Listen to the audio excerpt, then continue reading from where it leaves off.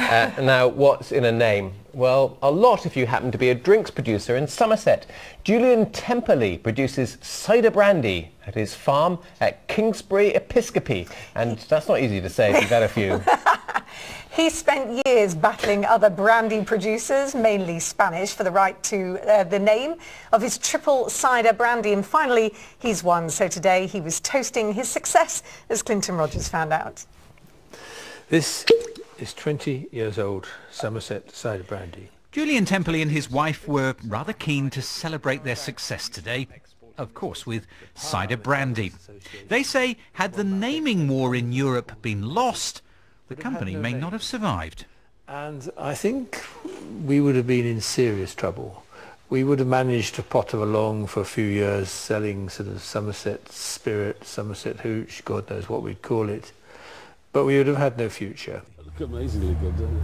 Yeah. Using apples from his Somerset orchards, Julian Temperley has been making his cider brandy for the last 25 years.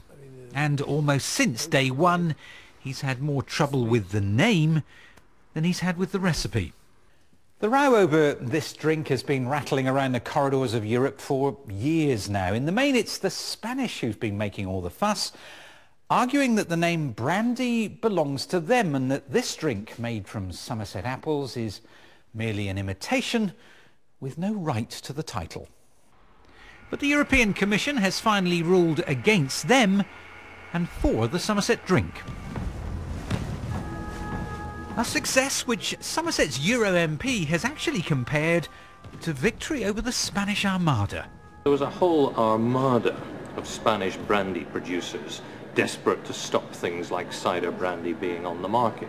When I learned about this, I took up the cudgels on behalf of Somerset Cider Brandy, and I'm pleased to say that after 4 years campaigning, we finally got what is called Protected Geographic Indication status, which means that Somerset Cider Brandy can continue to be marketed under that name. How about you now consider exporting this to the Spanish? It's too good for them. Ouch. Clinton Rogers, BBC Points West, Somerset.